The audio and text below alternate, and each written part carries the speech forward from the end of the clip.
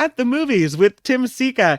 He joins us every Friday talking movies and giving us a little thoughtful reviews of the things that he has seen in the past week. I will tell you, Tim, that Yeah. I did go see It Ends with Us. What did you think? I really, really liked that movie. You And did. I sat next to a lady who was very talkative before and after the movie, who had been through an abusive relationship. Yeah. And so it's really interesting to get her perspective.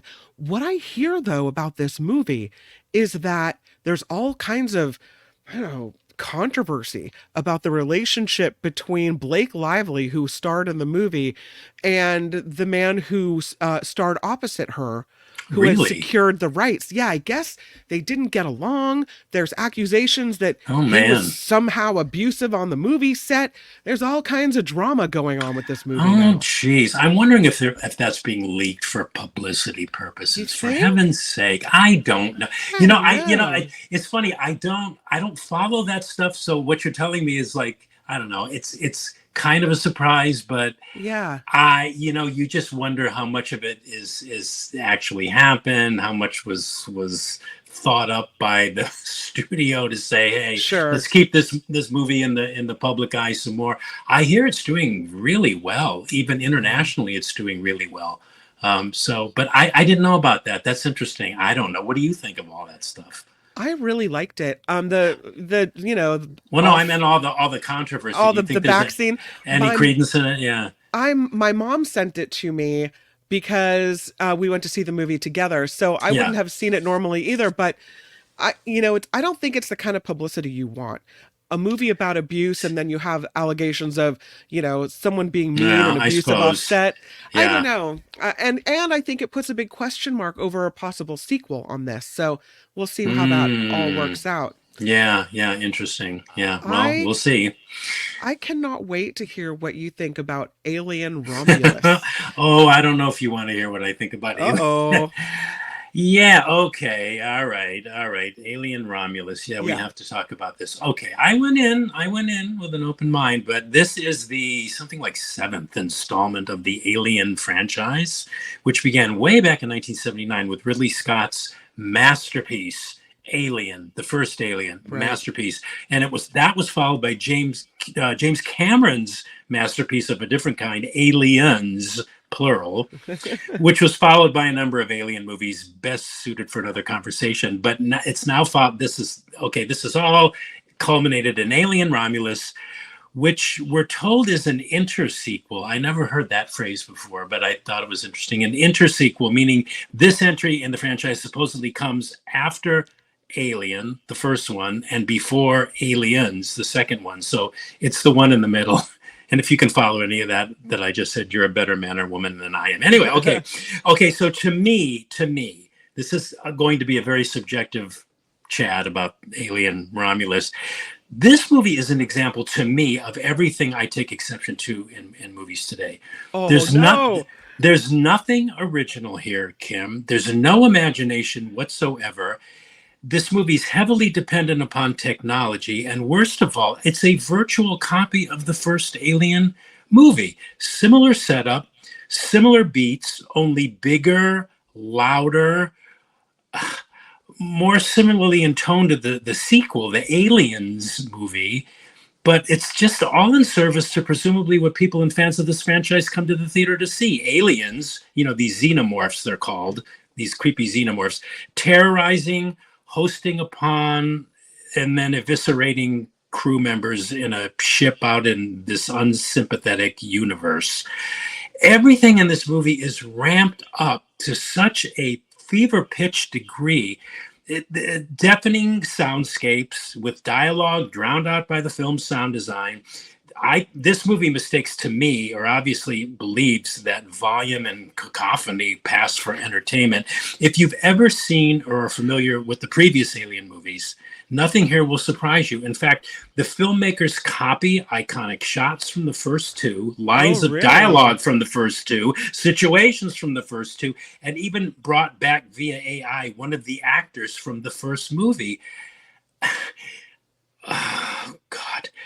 I 20 minutes in, I already saw where this movie was going. I had an open mind. I'm saying, okay, but 20 minutes in, I saw exactly what they were doing. Uh, to be fair, no expense was spared in terms of production, except in the casting, which probably cost the filmmakers nothing because all of the actors are unknown. There's no stars in this. It has this modern sensibility to it, but kind of like a modern feel. But I don't necessarily think modern is good. Modern is good when modern is good. Yeah. It's not good when it's copy. But the script is nothing. At best, it's thin. Like I said, within 20 minutes, you know exactly where this movie is going. There's no surprises. To me, Alien Romulus is certainly, in context of the franchise, unoriginal, exploitive, and completely unnecessary. As a standalone movie, horror movie fans may dig it. I just found it an ear-splitting, predictable waste of my time. Ouch. Ouch. Do you think this movie was maybe an homage to the original? I guess, but why? I mean, who cares? I mean, really, who cares? I guess if you come into this movie never having seen an Alien movie, never having experienced any of the other Alien movies, you might enjoy it and you might find it scary. I didn't even find it scary. Yeah. I thought, okay, here comes this. Oh, yeah. And okay, yeah, this one's just running into the other side of the ship because, okay, they're going to do the right thing and escape from this monster. And of course, they immediately get, killed and hosted upon by the monster. I mean, it's so predictable. Predictable. And yet, even though it was loud and it demanded that you pay attention to it, I kind of was bored during it. I know that sounds like heresy. I think a lot of critics are saying it's good. I just blah blah blah blah blah blah blah blah. I did not like it all. Have you ever seen any of the Alien movies? Are you a fan? Yeah, I saw the original Alien, and I think there was an anniversary, and they came out with this box set of all the Alien movies. Oh yeah, right. Oh yeah, I have that on my shelf. Yeah. Uh-huh. And so I have seen the movies. They're, it's not my total jam. It freaks me out. It's a bit of a horror movie for me, but I did watch it. And I did enjoy the first couple. Yeah. But those were the best. Yeah, I could pass. B.A. Ware says, don't hold back on us now, Tim. Yeah. Yeah, I know. I thought, how should I approach even talking about this movie? I thought, oh, just be honest. Just be honest. Just be honest. Yeah, really. It just, I found it. Yeah. I mean, it felt like I was like dreaming it because I'm going, I've seen this movie a million times. Right. Like I say, the only difference was it was turbocharged in terms of volume and in-your-face noise. I mean, was just whatever. I mean, hey, if you like Alien, who cares what Tim Seika? Yeah, who cares what Tim Seika thinks? Yeah, okay. Wes says he liked the first two, then not impressed, so he won't be watching this. Karen says gross doesn't amuse me, and I look at the picture. And I'm super grossed out by the picture. It just kind of freaks me out a little bit. Yeah. Oh, you know what? They even copied the stomachs, the alien coming. So, really? Spoiler. They do it like 2 or 3 times. It's like, come on. Really? I mean, it's sort of like they're taking everything that obviously made the first movie work, but they're just copying it. There's no artistry. And it falls flat. It's like, okay. How many times do we have to see this? And how many times are you showing us things we've already seen in better ways? Anyway, I'm sounding redundant here. No. Eric says 2 things. Hollywood seems to be having trouble doing anything original. And he said, spoiler, it was in the trailer, so you're not wrecking it. It's okay. Oh, okay. Thanks, Eric. I appreciate that. Well, let's go from the gross to, is it the sweet? It's called My Penguin Friend. Yeah, My Penguin Friend. Yes, sweet is a good way to describe it. Picture's cute. Yeah, it is. And Pete the Peacock and, all emus eat your heart out, Yeah, okay. Okay, you really don't see many good, quote-unquote, family movies being made today. I mean, Pixar remains this kind of like incomparable purveyor of sophisticated family fare. But I know a lot of people say this a lot of the time, that there's a paucity of good family movies out there. But the ones I'm especially talking about here are family movies, family dramas that deal with humans' relationship to animals. You don't see too many of those. Disney back in the day was a big proponent of that kind of film, like Old Yeller and The Three Lives of Yeah. Thomasina. I love both those movies. Anyway, My Penguin Friend is the kind of movie Walt Disney would have probably been proud to have his name attached to. I'm not too sure what that might mean in terms of today's movie marketplace, but My Penguin Friend reminds me of a 50s or early 60s Disney family picture. And I Oh. mean that as a compliment. It's inspired by a true story. This story, as told here, is based on this real Brazilian fisherman and this penguin named Din Dim, which it went viral on the internet. I looked this up too. I thought, oh my God, I missed this. The story between this fisherman and this penguin went viral on the internet in 2016.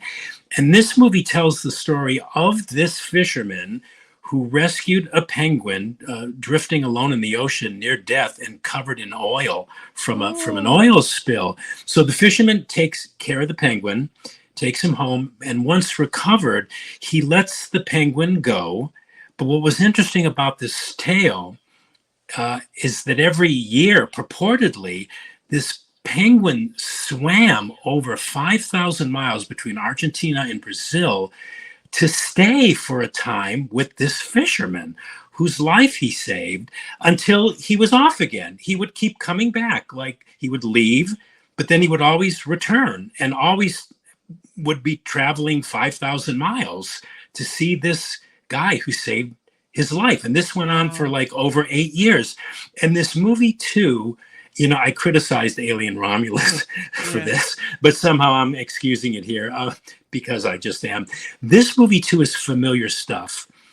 Like I said, it reminds me of a 50s Disney Sure. movie, but it embraces that family style in an unapologetic way that serves the story it wants to tell in a kind of delicate, gentle, it's unsophisticated, but it's still delicate and gentle manner that tugs at your heart. I mean, I Hmm. think the other thing that makes this movie work is that the director David Sherman, who previously directed documentaries for National Geographic, he very wisely only used real penguins or penguin instead of a CGI recreation to tell this story. And you know, penguins are really cute the way they Yeah. waddle to get about. And they're just sweet looking little animals. And so all the penguin stuff in this movie is not CGI. Also, the Oh, I casting is. lost you. Okay. You did?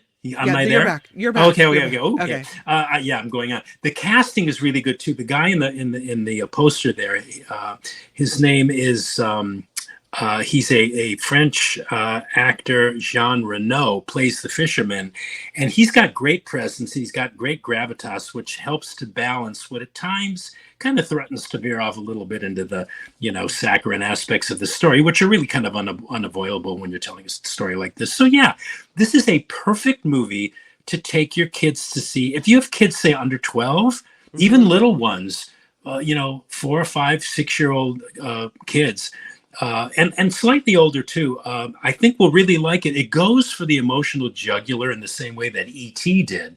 The kind of tears that you're sort of holding back, it kind of Yeah. reminded me of like the end of E.T. And there are also some life lessons here to be had about unconditional love and about the, you know, the human animals connection to other animals. I enjoyed it, you know.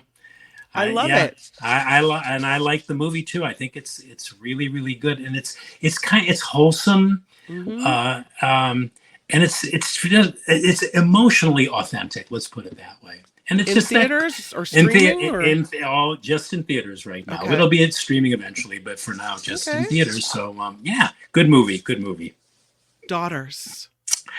Yeah, a documentary which won the Audience Award at this year's Sundance Film Festival, and it's about this correctional facility program called A Date with Dad that brings together girls and their incarcerated fathers for a father-daughter dance that's designed to Oh, connect wow. and bond the girls with their fathers while their Mhm. fathers are still in prison. And it was directed by Natalie Ray and this woman named Angela Patton, an activist for quote unquote at risk, or as she prefers, at promise, African American girls. And what was so interesting about this movie, Kim Daughters, is how it showed the impact that this dance, which involved 10 weeks of training on the part of the incarcerated fathers, had upon not only the girls' relationship to their dads, some of whom they had never seen before, some who it's been years since they've seen. Oh, wow. Um, it showed how that this dance had an impact not only upon the girls' relationship to their dads and how it affected these girls emotionally, but upon the dads themselves.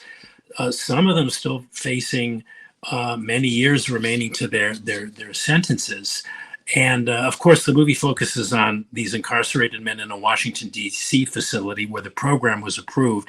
So it's mostly, if not all, African American men that we're looking at here and their daughters. And at times the mothers and the wives of these men, but what this dance, what the movie actually builds to is this dance and its aftermath the effect that all this has upon all of these people. And it's a very interesting um, Hmm. movie, and this program has proven effective. And apparently, well, it's mostly. I think the movie is mostly about, in the end, is about the power and the effectiveness of touch. Touch visits, apparently, in prison, we're now told, are especially since COVID. They're now severely restricted in prisons across the country, having been replaced by video visits. But where this Date with Dad program has kind of proven effective is in inculcating in these men. This was my takeaway anyway. Hmm. The notion of taking ownership and the part they obviously played in committing crimes that landed them in jail, but more than that, their responsibilities to their fathers, Wow. responsibilities as fathers Yeah. to these young girls. So it's a very, very interesting movie. I recommend it. It's called Daughters, and it dropped on Netflix Wednesday, so it's currently available. I think having been through the whole father-daughter dance thing at my house, Mm-hmm. and this is a completely different thing, but I can imagine, I mean, these little girls did nothing wrong, right? Yeah. And so for them to get to have this experience with maybe dads that they don't know on Yeah. a day-to-day basis Yeah. is incredible. And I can Yeah. imagine that for the men, having this experience may give Yeah. them something to hope for, Yeah. right? Yeah, there's yes, definitely. There's some Yeah. of that came as a result of this. But yeah, the power of the film is, yeah, how it shows. And again, Yeah. there's a number of men. I think there were like 15 that were qualified, or that were that made the cut to be eligible. I wished that they had shown more of the 10-week program that the men had to undergo before. It was almost like a coaching program, Mhm. about expectation and anger and them managing their emotions and stuff like that. I Wow. would have liked to have seen more of that, but I mean, they were trying to obviously keep the movie down to a manageable running Sure. length. But yeah, yeah, Interesting. yeah, and it's a very emotional movie. Really good one too. Let's talk about Close to You. Yeah, speaking of emotion, this is a Mm. drama.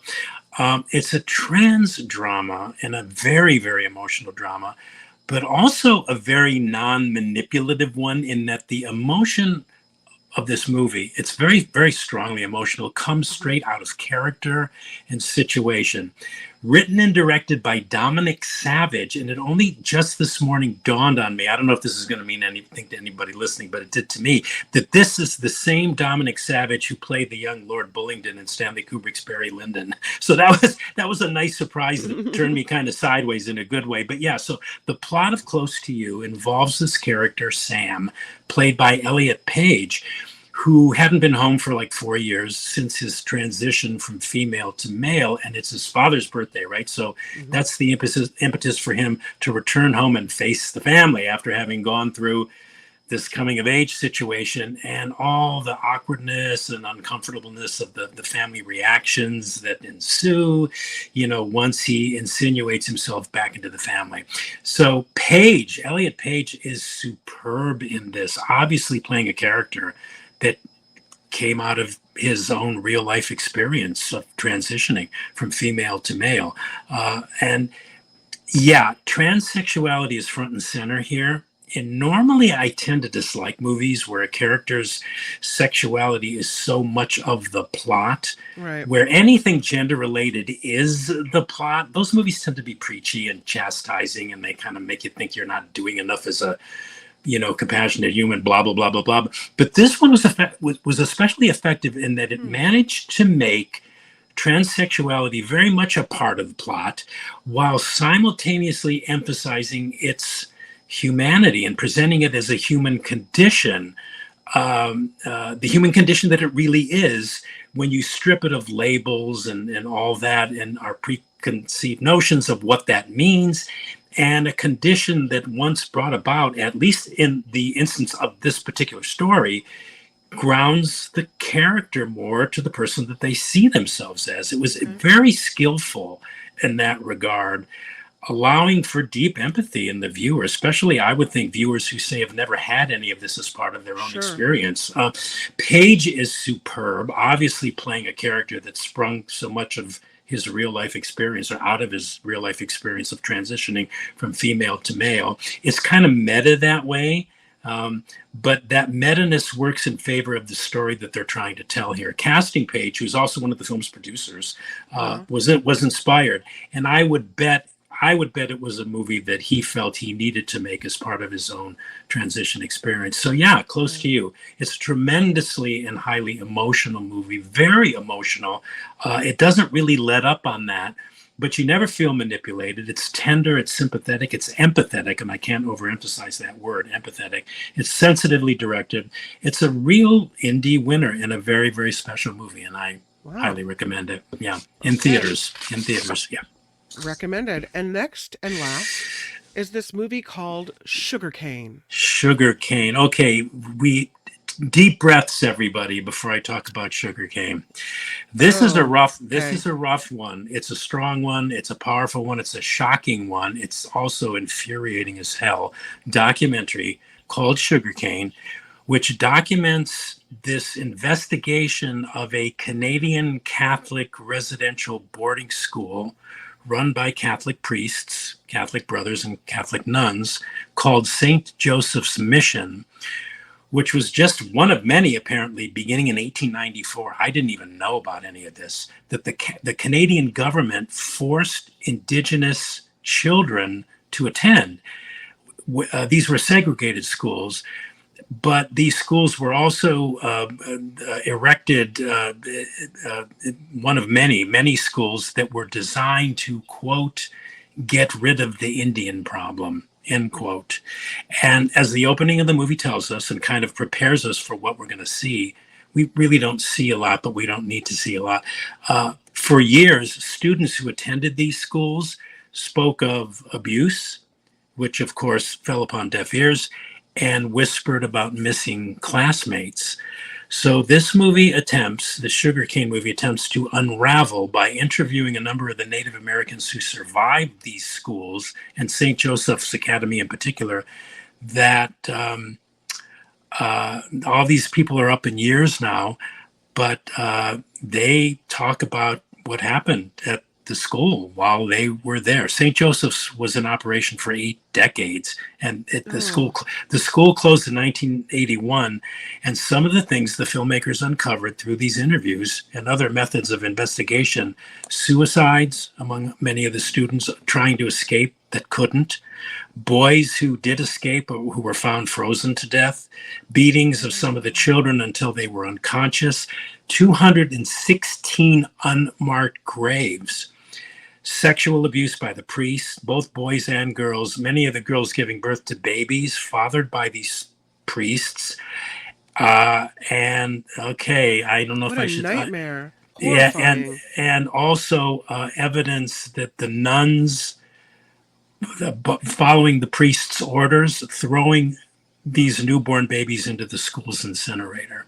Oh. So there'd be no, you couldn't address, you never had to, nobody would know about the babies, and nobody would know about the abuse. So it's kind of an obscene, horrifying, and heartbreaking movie, and it's another reminder of an example of our mistreatment of the Native American peoples and tribes, who I don't need to remind anybody were here first. That's horrifying. And Yeah, awful. it's very, very horrible. It's about the atrocities that were inflicted upon these Native American kids at the hands of the Catholic priests and nuns of the St. Joseph Mission Residential Boarding School in Canada, British Columbia, I think it was. So it's really it's a strong movie. It's a great documentary. I think it is a must see. It won the Grand Jury Prize for documentary feature at this year's Sundance, and I think is destined, I should think, to get an Oscar nomination in the documentary feature category this year. Yeah, apparently know what you're going into, because that's not a bubblegum movie. That's no, it's you not. Need to know about this topic. You need to know about it. Yeah. Fortunately, nothing is shown because this happened years ago, but it's a beautifully made film, a very, very tastefully made film, and I think it's a film that they needed to make because this stuff has to come out. Apparently, I found out there were I have it written here. There were 139 federally funded schools like this one in Canada, and there were 408 in the United States. When we're told the last one closed, I think in 1997, so they've been in operation a long time, and God knows, what we're never going to find out about what happened at some of these schools, and it's about unchecked religiosity too, religious fervor and fanaticism, and the dangers of these kind of behaviors. I mean, these religious fanatics who think their way is the right way, their way is the way that has to be not introduced but forced upon children. Give me a break. Stripping them of their native customs and rituals and their own spirituality. It's appalling.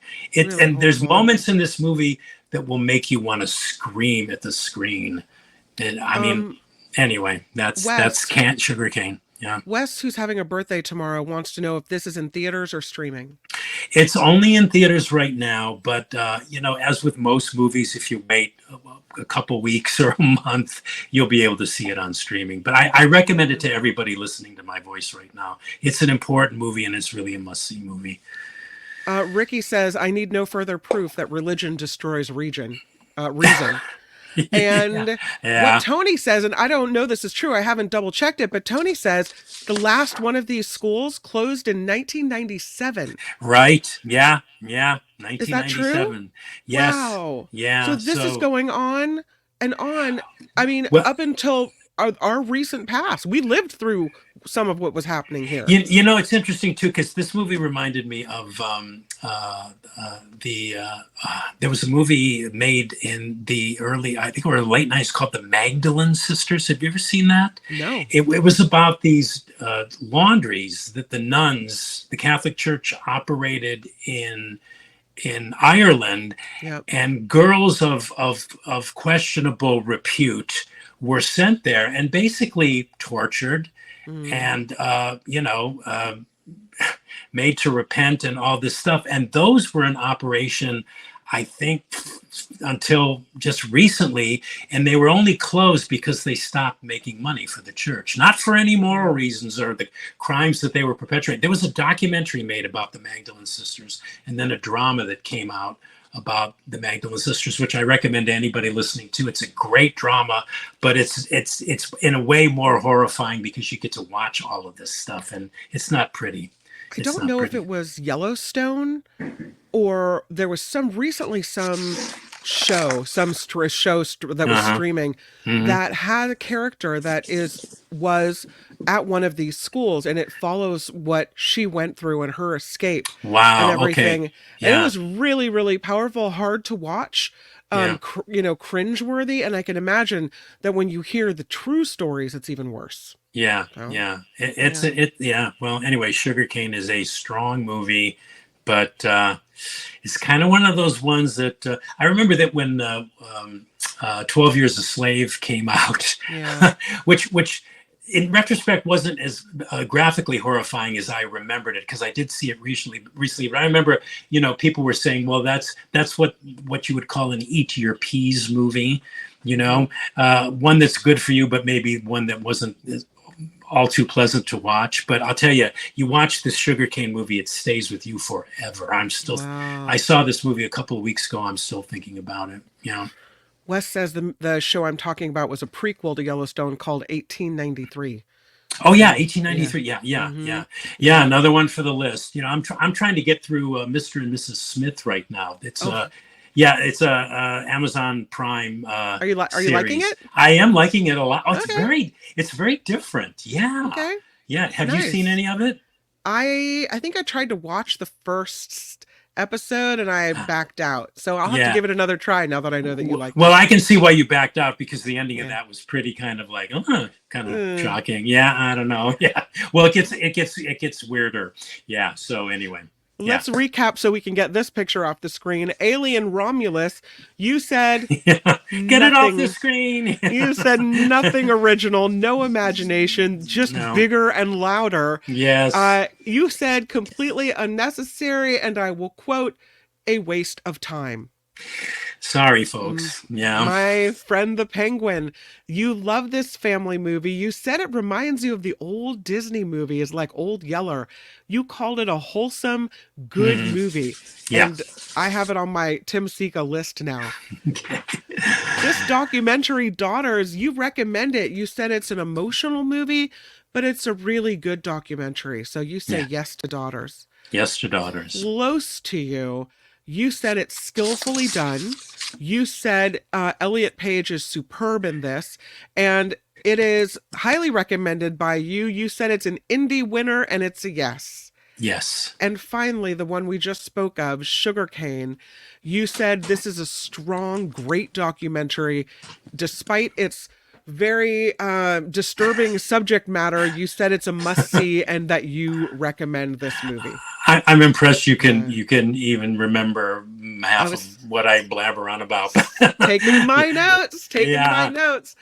Always worth it. Always such a great time to talk to you. I have so many good ideas moving forward about the things I want to see. My great, friend the Kim. Penguin is at the top of my list, and I know all the other things are important, but kind of like one of our listeners said, Ricky Aubert, he said, you know what? I want fun and frivolity, and this is what I'm looking for. He said, Good. here it is. I need frivolity, sights pleasing to the soul, love and laughter.